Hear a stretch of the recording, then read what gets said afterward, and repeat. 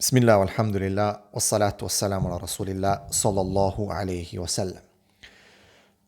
The Prophet ﷺ used to draw things in line with lines and sand, and used to explain things through visuals. This is a principle of education actually, and a lot of educators today, after such a long time, they use this. And for thousands of years, maybe hundreds of years, we know the concept of drawing or the concept of explaining things by drawing. But today I want to use it as a positive Islamic psychology approach for how to understand and how to find healing in your life. And the existential approach, which is, I would say, in general, just this concept of facing reality, not running away from reality. This is, Islam. Islam is about facing your reality. And most of the people are suffering. It's because they're not willing to accept reality, or because there's a distorted notion of what's happening to them. So there's no conceptualization and correct understanding of what is actually happening. So there's fear, false education that appears real, which conditions them, which in turns gives them anxiety and depression. So because they don't understand what is actually happening to them and they cannot break it down, so they basically cannot face it. This is a concept like kind of like cognitive behavior therapy. You break it down and you understand what is going on with you. But I want to connect it today to the hadith of the Prophet ﷺ, which is found in Al-Bukhari. And this is in hadith 6 in book 81. And it basically talks, the Prophet ﷺ, he drew a square. Okay, so let's do it. So he drew like a square. All right. And basically, he said that the hadith says, and this is narrated by Abdullah, and he drew a square, basically, and then he drew basically a line, okay? He drew a line in the middle, all right? Let's do it like this. All right, so he drew this line in the middle. And it was extending outside of it, like this, okay, and down, all right? And then he drew several small lines attached to that central line, okay? Like small lines, okay? Small lines. Okay, and then he said, this is the human being. Okay, he said, هذا الإنسان. This is the human being. All right? And the square, this is his restriction of life. This is his life, basically. This is what you have of your life. This is you moving forward, okay? You're going this way, going up, okay? Here, maybe you are, 15 and 50, I don't know. Depends on what Allah gives you, all right, in terms of life. So he said, هذا الإنسان. Okay? And he says, وهذا أجله. And this is basically his hope. This is his hope. Okay? This line that's outside of the square here. Okay? That is your hope. And this small lines here, okay, these are his calamities and his troubles which befall on him, right? قَدَّرَ اللَّهُ مَا شَاءَ فَعَلَ.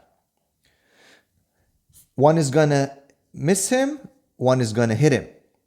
One is gonna miss him, one is gonna hit. It doesn't matter, like you don't know. You cannot understand this.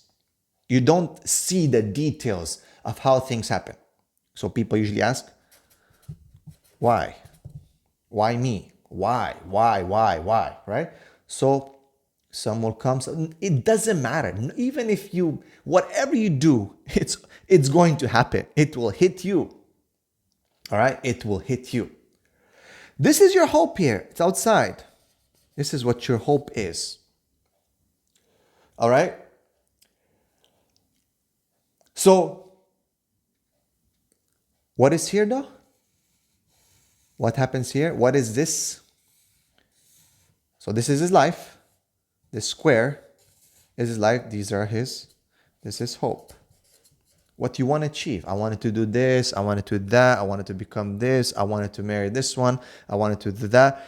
I wanted to read Quran, I wanted to, all these things, right? That you want to do. Okay? It doesn't matter. Because what happens here? What is this here? This line, you can tell me. It's death. Right? Death will overtake.